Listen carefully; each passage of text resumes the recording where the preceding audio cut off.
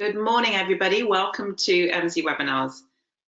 Great to have you with us today. We're talking about the British Talent Attraction Index, the big report that we released about a month ago now, and we're looking at the economic developer's perspective. We've got William, or Will, as he likes to be called, Cookson with us today. He's Director of Economic Development for Emsi, and he's going to be our presenter, but we're also being joined by Duncan Brown, our Senior Economist. So without any further ado, well, I'm going to hand over to Will, but just to say, if you have any questions, please make sure you put them in the control panel at the bottom, and we'll try and get back to them at the end. So thank you. Over to you, Will. Good morning.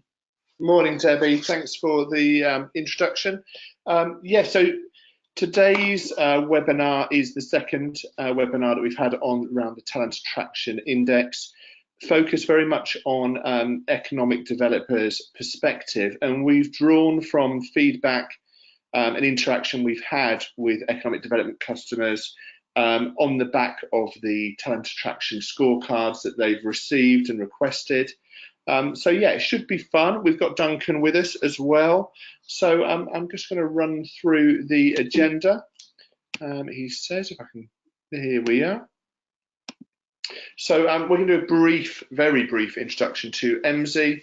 We'll do a very brief summary of the methodology. If you want to really dig into that, I'd suggest going onto our YouTube channel or the Emsi UK website, having a look in the webinars section, and you'll see the last webinar, which was around Talent Attraction Index, and it went into far more detail around the methodology and the findings of the report.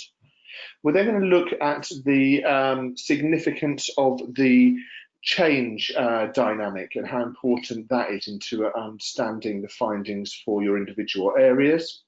We'll have a different view, a look at the supply of talent, the demand for talent, and then we'll have a little focus on Basingstoke and Dean, which is where our head office is and where I am today.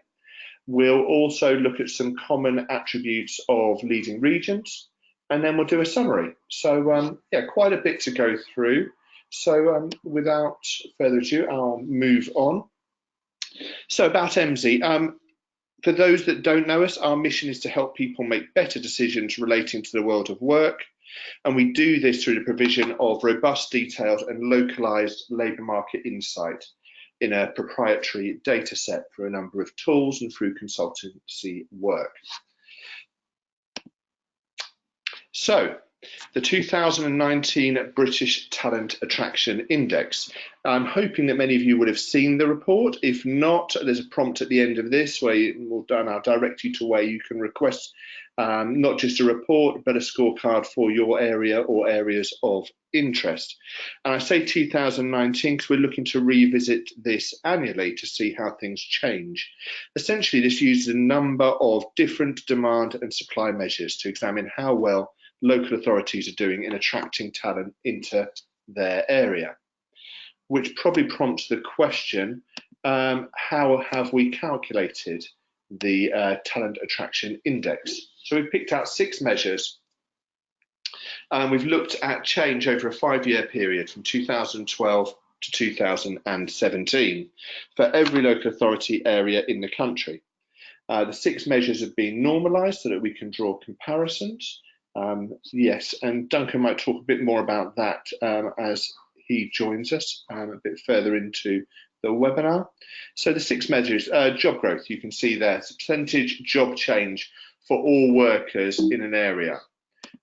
We then have skilled job growth, the percentage change in jobs typically requiring level 3 or above, so those higher level skills. The skilled job competitive effect. This is an indication of how much change in skilled jobs in an area that cannot be explained by national trends. So it's down to a unique competitive advantage that that area has. Job openings per capita, probably self-explanatory, number of job openings divided by the working age population. Net migration, so the contribution of net migration to an area's population growth. So very much demographics type measure, but it includes domestic and international migrants. And then finally, the highly qualified worker growth. So the percentage change in the number of working age residents with a higher education qualification. So this should be the point where I bring in Duncan. Duncan, are you with us? Yes, I sure am. Okay, this really came on the back of questions that we were getting from economic development customers and specifically wanting to understand their perception of their area and relate that to the score. Hence, the changes aren't levels. Yeah, so the best way to think about this is that if you think back to all of those metrics that you were just going through very helpfully, Will, that make up the talent attraction index, they're all about measures of change. So it's about how much your jobs grown by, how much skilled jobs grown by, what's the flow of job openings, what's the movement of people through net migration, and what's the growth in qualified workers. So they're all about how things have changed. So this is over a 5-year period from 2012 to 2017, which is when the data is available for all of the measures consistently. The idea is that we're seeing sort of what the difference is over that 5-year period, and so what that does is it's giving us signs on where talent is going across supply and demand, because those measures cover both of those. You know, job growth is about demand, whereas say qualified worker growth is about supply. But it's all about the sort of the direction of travel rather than the current state. And so you will get situations, and we've got some data that sort of can highlight this, where you've got an area which is very rich with talent, and yet it scores quite low on the index. And what that doesn't mean that it's not got lots of talent there. It means that it's not where the talent is going in supply and demand terms in the most recent 5 years available. And so what it suggests is that if you're kind of rich in talent and you're scoring low, then actually you're kind of seeing other areas catch up with you over that point in time. And as we'll also see, there are other areas that haven't got a lot of existing talent in place, either on the supply or demand side, but they are scoring highly because they're catching up. They're seeing really good jobs growth, and there's some good cases that we can see there in that way. And so in many ways, I think it's quite empowering, because what the index shows is that just because an area's got lots of talent, it doesn't mean that everything goes to them. It means it shows that actually some areas can still score highly in terms of the trends, even if they are starting from a low base. And so actually there's good stories on either side, and it sort of really demonstrates to us that there's no point resting on your laurels if you're kind of a place that's rich in talent. But at the same time, you don't have to give up hope if you've not got a lot of talent right now, that actually you can change things. You can attract people and businesses that will change your prospects. Okay, so moving on to a new way of looking at this data. This isn't in the report, so this is kind of fresh content. Talk us through this, Duncan, where supply is and where it's going. So this is direction of travel stuff, isn't it? Yeah, so we've got 3 charts like this, and so on each one of them, the y-axis is the talent attraction index that is the focus of the report. And so as I was just saying, that's a measure of change in where the talent is going. And then on each of these charts, on the x-axis, we've got a static measure of what an area looks like. And so on this one, we started off with a supply side measure. So it's about the percent of working age people with some higher education qualification. So it doesn't have to be a degree, it could be a diploma.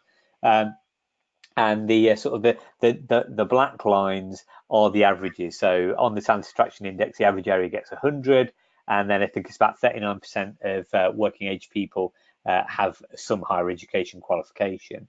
And so what you see is that there's a slight drift, as you might imagine, that if you've got lots of high educated workers, then you've got the ability to score highly on the talent attraction index. But it's only a slight drift, and you can see places like, say, Aberdeen there, which score quite low, even though it's got a very high share of higher education qualified workers. Aberdeen's story is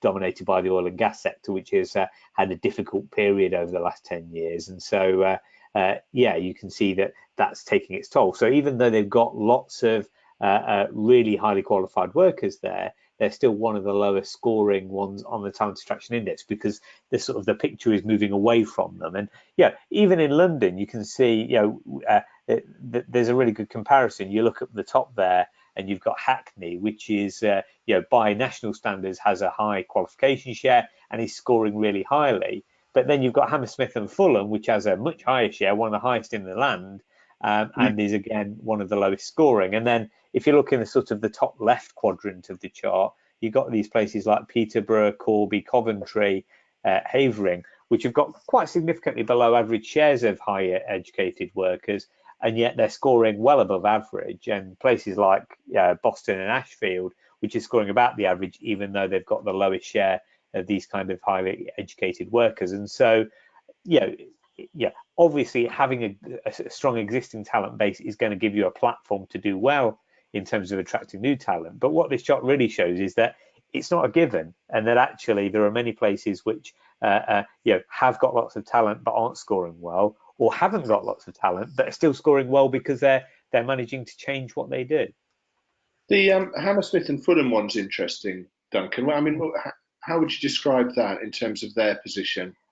Well, of course, yeah. So what that can be, and without looking into the detail of it here and now, but what that can be is that, especially in London, of course, you've got a lot of commuting effects where, Hammersmith and Fulham, it's a nice place to live in London, but of course, London has great transport links. So you'll have a lot of people who live there who are obviously very highly educated, but then will hop on the tube and go and work in the city or Westminster or wherever, So actually, you can have an area like that scores really highly in terms of the existing supply, and it may even be changing, although of course, given house prices, some parts of London are finding it difficult to continue to grow their talent base in that way. But on the demand side, all the jobs are actually often elsewhere, and it's more difficult to actually change that picture. Interesting. So we're going to have a look at demand in a similar way. Yeah. Exactly. So this is a measure of the percentage of jobs locally that require level 3 plus qualification. So this is a demand side measure. If you think about Hammersmith and Fulham, say, there's probably a lot of its workers who are moving out to other areas every day for work. And so you can see that it's not nearly such an outlier. It's still well above average, but it's not nearly such an outlier on the number of skilled jobs locally as it is on the number of highly qualified workers. And so again, you get a similar pattern that obviously if you've got lots of highly skilled jobs, then it provides you with a platform. But once again, we see that actually that it's far from a given, and we've got some of the highest scoring areas. So Bromsgrove, which is number 2 in the index, number 1 is the City of London, which is way off the charts because of very specific reasons, as we discussed on the webinar last week. But Bromsgrove and Watford have both got significantly below average shares of highly skilled jobs, but actually are ploughing ahead on the index. In Watford's case, it's the leading one for the growth in these kind of jobs. And so again, just because you've not got the talent, supply or demand in your area, it doesn't mean that that's the end of the story. You can still be actually forging ahead. Sure, you've got places like South Cambridgeshire and Hackney and Tower Hamlets and Camden right out there on the top right, which have got lots of skilled jobs and have got really strong performance on the talent attraction index, and well done to them. But you've also got these areas like, say, Oxford, which is average scoring on talent attraction, even though it's got masses of skilled jobs in its area. And then again down at the bottom, Hammersmith and Fulham and Aberdeen City as well, low scoring, even though they've got lots of skilled jobs. And so I think with both of these bits of analysis, what we're really demonstrating is that having a sort of a strong starting point, it certainly does you no harm, and may even provide you with a little bit of help on the talent attraction index. But it's not the end of the story, and you can be starting from a very much lower base and still score highly. And it's about that movement, that change, isn't it? And I mean, that's the importance of us revisiting it year in, year out, hopefully. Absolutely. I was just interested as well, you've got that cluster on the left, you've got Mid Devon, West Somerset, North Norfolk, very much a rural challenge there, I'd imagine. Yeah, absolutely. And so, but again, I mean, reflecting a lot of rural areas, not that many jobs requiring level 3+ qualifications, Yeah, but actually doing all right. And if you think about some of these places, of course, is that they're often attracting talent because they're very nice places to live. yeah. If you think about all three of those, actually, got some very nice locations to attract people to, and so they may well be attracting talented workers, even if they're not sort of historically places where there are lots of skilled jobs. As long as there's some skilled jobs in the surrounding area, then there's potential to attract those kind of people. Interesting. Okay, the next one we're going to look at is more of a demographics measure, as I understand it. Yeah, absolutely. We did this one just for a bit of fun, as Peter Snow used to say on election programs. So what we wanted to just look at was a very quick measure of the sort of the demographic mix in places and how that correlates with the talent attraction index. This one correlates a little bit more strongly, and I think that's quite interesting in itself. And so what we did is we took the population aged between 14 and 74. So it's the kind of the current and the near future workforce that we're talking about, and we're just looking at the percentage share that's under 34. So everybody born from 1985 onwards, basically. And so this will tend to bias urban areas because urban areas tend to attract more young people. And so, because of universities and richer labour markets a lot of the time in terms of getting access to opportunity. And so you do see a sort of a bit more of a sort of a correlation here than with the other charts to see areas with high shares of these younger people in them, millennials and below, to scoring highly. You see sort of Tower Hamlets and Hackney there with very high shares, and Manchester as well, and also high scores.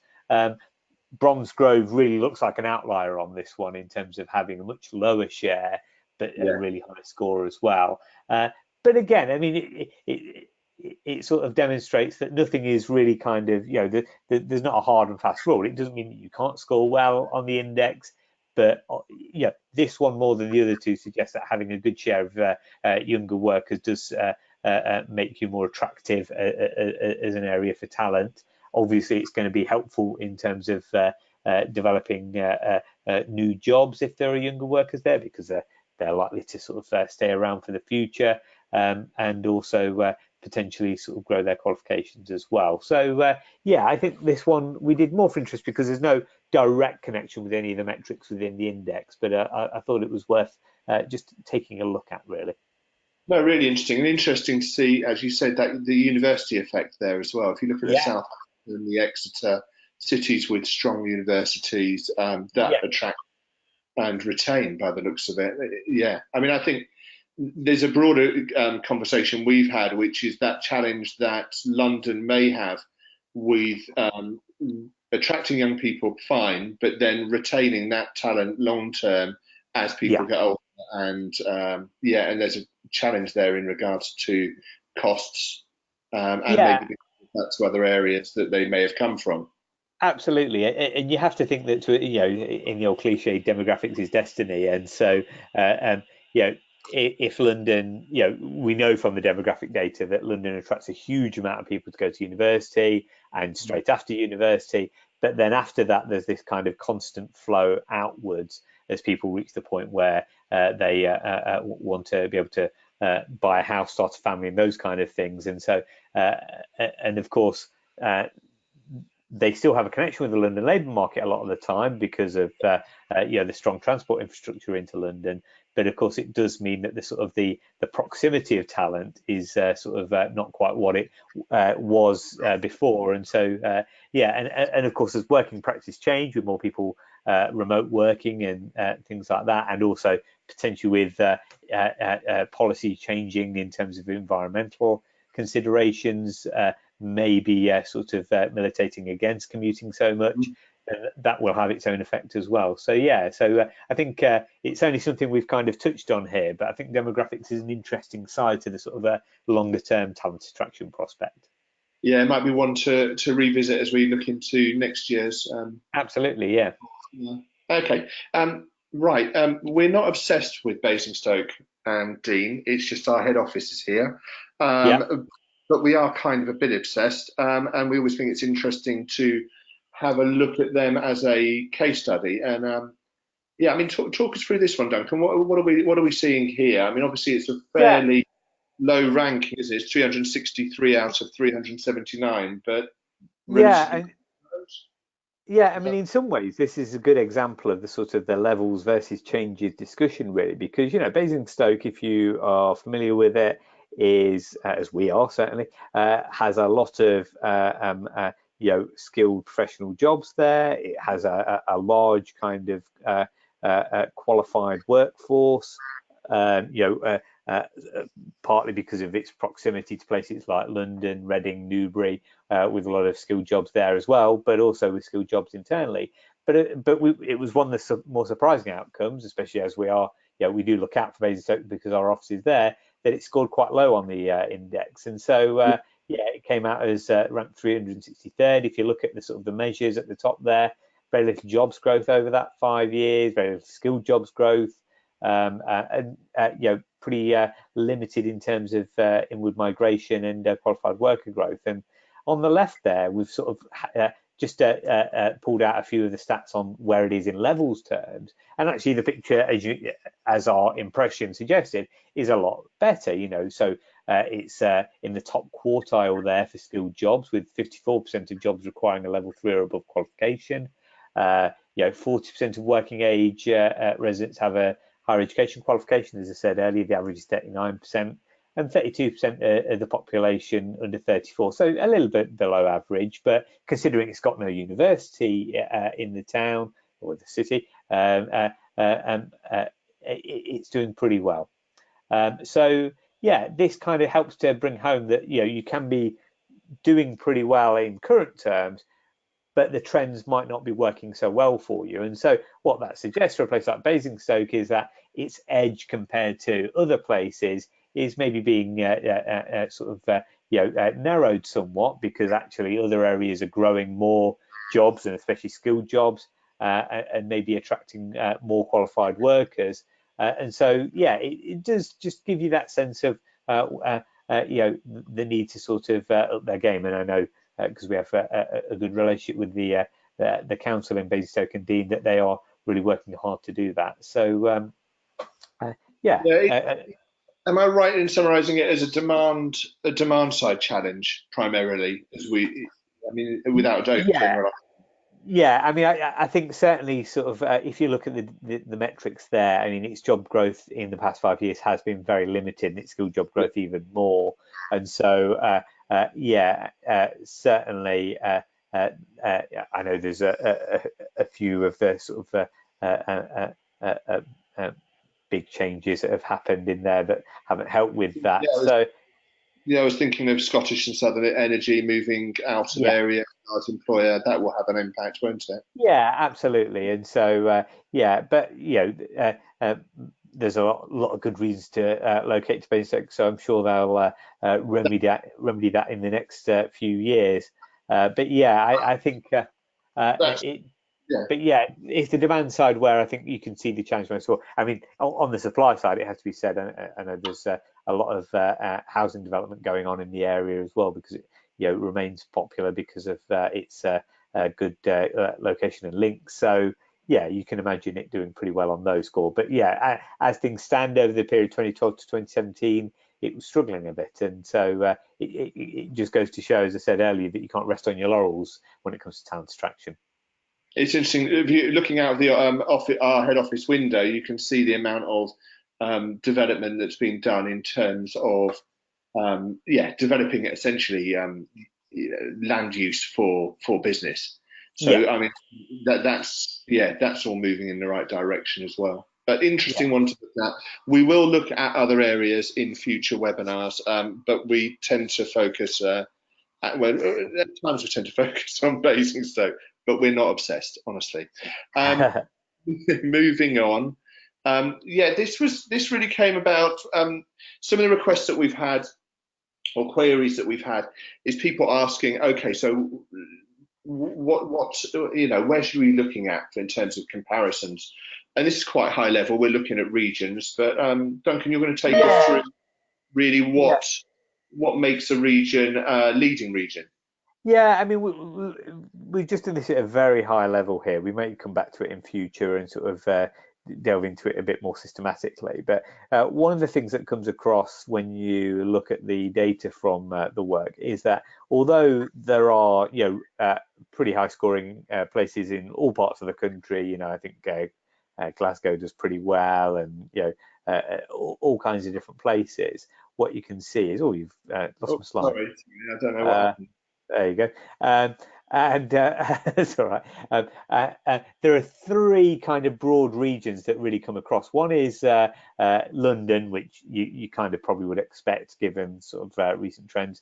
Another one is the east of England, which we'll come to in a moment as well. But then this other one is there's a bit of a band across the Midlands of fairly high scoring areas. So I picked out the top 5 in the Midlands there. So Bromsgrove, Coventry, Northwest Leicestershire, North Warwickshire, and Blaby. And it's interesting straight away that only one of those is an urban centre. The other 4 are districts out in the counties of the Midlands, and it cuts quite a broad area. Bromsgrove is west of Birmingham near the M5, and then you've got Northwest Leicestershire, sort of on the M1 near the M42 as well. And I think the motorway links are kind of an interesting dimension to this. Blaby with the M1, M69, North Warwickshire just down the road from there, and so it's no surprise that if you look across these 5, the biggest growing cluster across all of them is logistics and e-commerce, adding 13,000 net jobs over 5 years. Because we see it every time we go out on a motorway, that we see these large warehouses that have sprung up over the last decade. These are the kind of places, because of their sort of location in the middle of the country, right next to the transport infrastructure, that have really grown. Now, of course, there's a lot of debate about the sort of the value add to local economies with these kind of industries.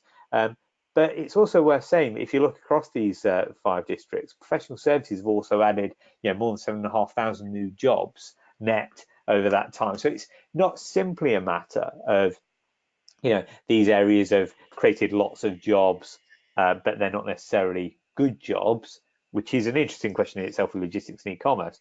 But their job growth has not been confined to that. There've been other high value areas that have also been growing together, and so you do get this sense that actually, to some extent, if you're scoring highly on talent attraction, you're not just doing it on the basis of the back of lower skill, lower value industries, but also higher value ones too. So if we go on to the next, go on. Yeah. It's that mix and balance, isn't it? Which obviously, is exactly what speaking to economic customers, that's always what they're looking for. It's also worth saying that, of course, a lot of these areas have also seen quite significant population growth at the same time. I mean, Coventry has got, I think it scores top in the net migration measure, but a lot of these areas see a lot of house building. They've got good transport links, but they're outside of the kind of their high housing cost band around London, and I have a bit of experience because I live in Blaby. So it's quite an interesting mix, and it just goes to show that we often think about that the future is around sort of the southeast, but actually there are these areas outside of the southeast that are doing pretty well as well. Okay, and then we're going to have a look at London, but not the city, is that right? Yeah, so I've counted the city out because the city is so strange, and I mean that in the nicest possible way. But this is a place that has about 5,000 population and 500,000 jobs in it. So it needs to be sort of taken as a little bit sui generis. And so I picked out the top 5 in London. So Hackney, Tower Hamlets, Camden, Greenwich, and Southwark. Interestingly, all inner London, north and south of the river, but with a few of them with histories that have required quite a lot of regen in recent times. Some of it very impressive stuff as well. Thinking of Canary Wharf or the Olympic, the Olympic Park's new one actually, so quite a lot of change. as you'd imagine, digital professional services are way up there, generating lots of new jobs. Yeah, and I think we all, instinctively know that that's the case. But you also see a lot of jobs in business services, which are, often more low and mid skill, in the support economy around those. And again, it shows that really scoring highly on talent attraction often means developing jobs, not just at one level, but across the board as well. Okay, and then finally, we were going to have a look at East of England.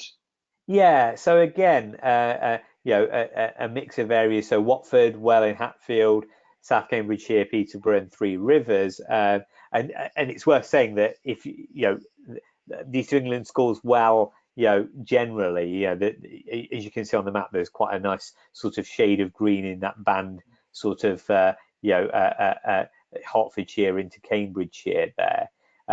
Three Rivers and Watford and Welling, Hatfield kind of are the highest place in that, but you've also got places like Uttlesford and East Herts that also score quite highly on the index too.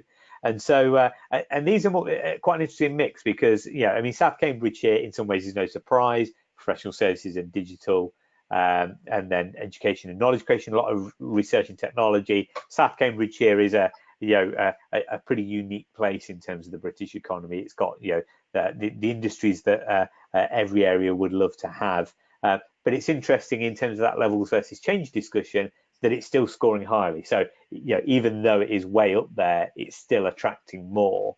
But it's also interesting you get this effect in Watford and Three Rivers especially, where you've got a lot of jobs around professional services and digital and things like that that's starting to be attracted around there. And you maybe get this feeling that there's kind of the sort of the movement out of London, perhaps to do with the sort of the shifting workforce and the cost curve in London. And a lot of in digital, it's interesting that, of course, if you go back over the longer term, a lot of those jobs went west out to the Thames Valley and Reading and places like that. They haven't scored so well on the talent attraction index, and maybe there's a feeling, just speculating here at this point, that actually there's a bit of catch up going on in this band to the north of London to take advantage of sort of some catch up opportunities, really. Interesting.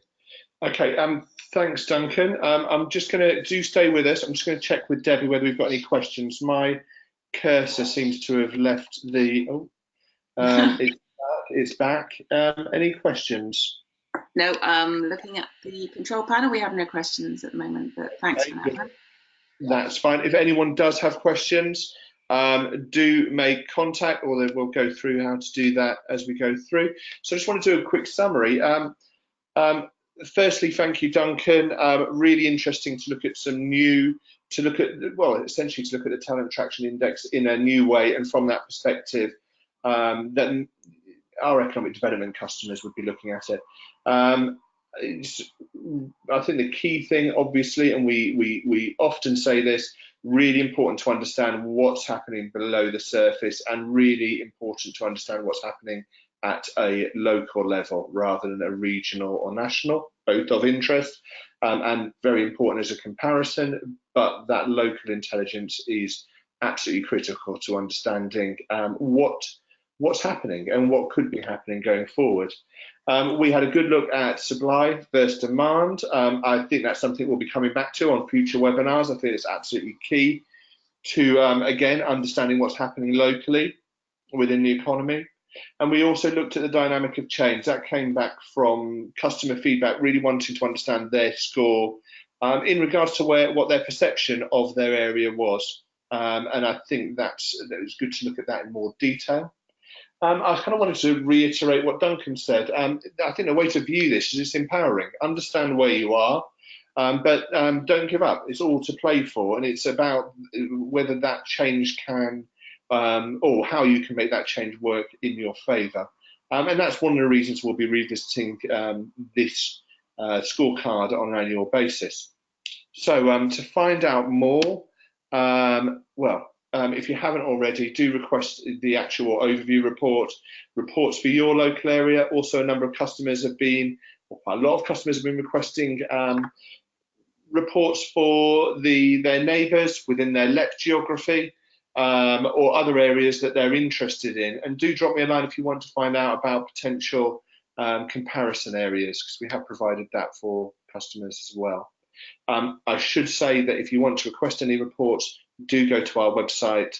There's the talent attraction scorecard. I think there's a pop-up at the moment, or you can see a banner at the top of the website. The obligatory let's talk. Do email me. I'll be making contact with anyone that attends the webinar, anyone that requests a talent attraction scorecard or the overall report, and really interested to hear what you find out about the report, and happy to pick up conversations about the broader work that we're doing in this space. Right, wow, Debbie, we're almost there. We are, yes, very exciting. We've been talking about it for a while. What should people be thinking about if they haven't already registered and joined our conference, which it seems like we haven't, am I right in thinking we haven't got many places left? No, we just have a handful of places left. They're going pretty quick now. But if you do come, try and come to the drinks reception, the barbecue in the evening as well, the night before. That's going to be great for networking, because it's going to be a really good, relaxed atmosphere, and great chance to meet Emsi team members as well, and just discuss various different queries you may have, or tools, or it's more of a one-to-one kind of thing. So definitely worth thinking about that as well. But looking forward to the conference, very excited, great speakers. If you don't know about it, go onto our website and book. Make sure you get your place today. Thank you, Will. Thank you, Debbie. Thanks all. Thanks for attending. I'll be sharing the slide deck we went through today, and do come back to me if you have any questions. Thank you.